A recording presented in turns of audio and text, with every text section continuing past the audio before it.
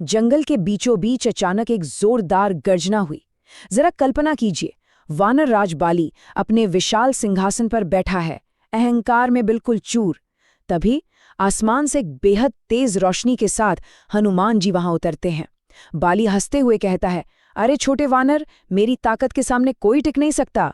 आज के इस दिलचस्प विश्लेषण में हम ठीक इसी रोमांचक घटना से शुरुआत कर रहे हैं।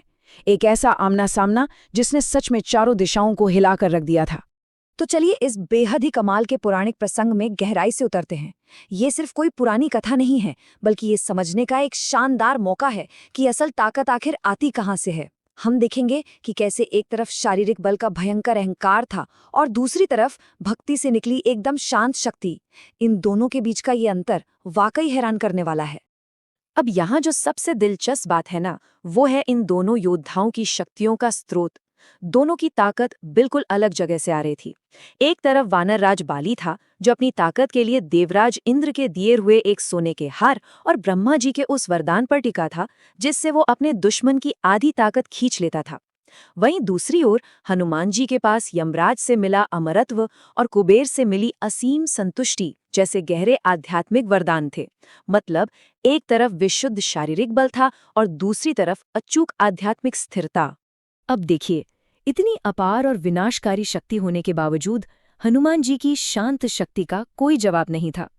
जब बाली गुस्से में आकर पूरी जमीन हिला रहा था, जंगल की शांति भंग कर रहा था, तब भी हनुमान जी बिल्कुल शांत थे।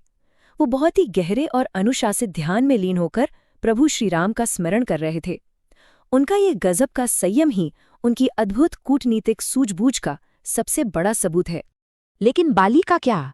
उसका बेलगाम अहंकार उसकी आंखों पर पूरी तरह से पट्टी बांध चुका था।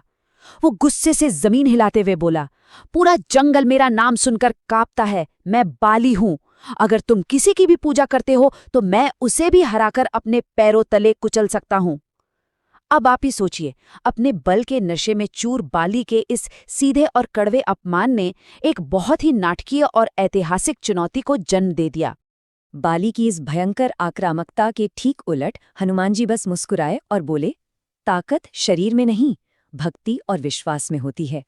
फिर उन्होंने बड़ी ही शांति से अपनी गदा उठाई और कहा, जहां श्रीराम का नाम हो वहां डर नहीं, सिर्फ विजय होती है।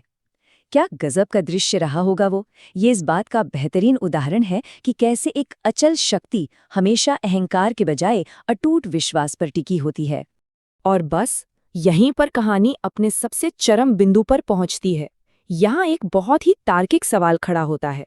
वो अजय बाली, जिसने कभी महाबली रावण को पूरे 6 महीने तक अपनी कांख में दबाकर रखा था, वो आसानी से हनुमान जी की शक्ति को सोखकर जीत क्यों नहीं पाया? आखिर इस महायुद्ध का परिणाम क्या होने वाला था, जबकि बाली के पास तो सामने वाले की आधी ताकत खींच लेने का अचूक वरदान मौजूद था। इस पूरे घटनाक्रम में सबसे चौंकाने वाला मोड़ तब आता है जब भगवान ब्रह्मा अचानक प्रकट होते हैं। उन्होंने हनुमान जी को एक सलाह दी कि वो युद्ध के मैदान में अपनी कुल शक्ति का केवल और केवल 10% हिस्सा ही लेकर जाएं। जी हाँ, सिर्फ 10%। इसका मकसद बहुत साफ था, उस अहंकारी राजा को बिना खत्म किए सिर्फ एक सही और जरूरी सबक सिखाना। और फिर जैसे ही युद्ध शुरू हुआ, दोनों की दहाड़ से पूरा का पूरा जंगल कांप उठा।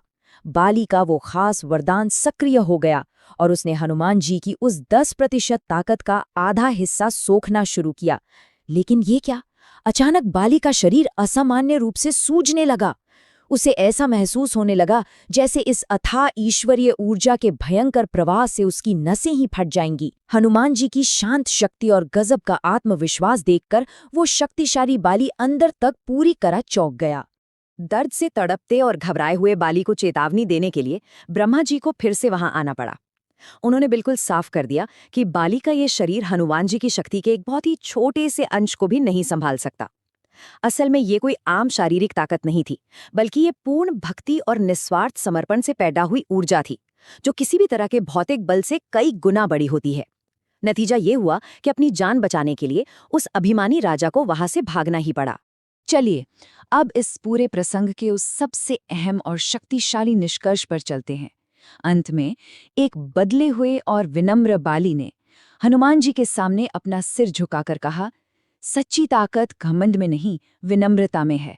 ये घटनाक्रम बहुत ही शानदार ढंग से साबित करता है कि सच्ची महानता और असली शक्ति हमेशा मन की शांति और गहरी विनम्रता से ही मिलती है, न कि कभी भी क्रूर बल के प्रदर्शन से।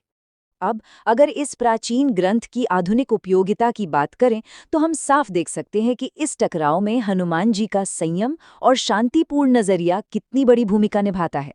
आज के समय में इसे ऑल्टरनेटिव डिस्प्यूट रेजोल्यूशन यानी विवाद समाधान कौशल कहा जाता है। ये एक बहुत ही प्रासंगिक समकालीन दृष्टिकोण है जो हमें सिखाता है कि कैसे कूटनीति, मध्यस्थता और सही बातचीत से बड़े संघर्षों को बिना लड़े ही सुलझाया जा सकता है। मूल स्रोतों से इस खास दर्शन को निकालते हुए आइए उन जीवन के सबकों पर गौर करते हैं जो हम हनुमान जी के चरित्र से सीख सकते हैं। जैसे कि अपार शक्ति होने के बावजूद हमेशा विनम्र रहना, अपनी ताकत का इस्तेमाल दूसरों की भलाई के लिए करना, कड़ा अनुशासन बनाए रखना और हर हाल में सकारात्मक सोच के साथ खुश रहना। ये कुछ ऐसे मूल्य हैं जो आज की हमारी रोजमर्रा की आधुनिक चुनौतियों को चुटकियों में हल करने की ताकत रखते हैं। आज के इस विश्लेषण को समाप्त करते हुए इस अंतिम विचार पर गहराई से चिंतन करना बहुत जरूरी हो जाता है। ये सोचने वाली बात है कि अगर दुनिया की सबसे बड़ी ताकत के लिए सबसे गहरी विनम्रता चाहिए होती है, तो हमारा आज का आधुनिक समाज अपने इस अनियंत्रित और शो मचाने वाले अहंकार को फटने से पहले जीतना कैसे सीख सकता है। शायद विनाशकारी अहंकार की जगह शांत भक्ति और संयम को अपनाना ही हम सबकी सबसे बड़ी सुपर पावर बन सकती है।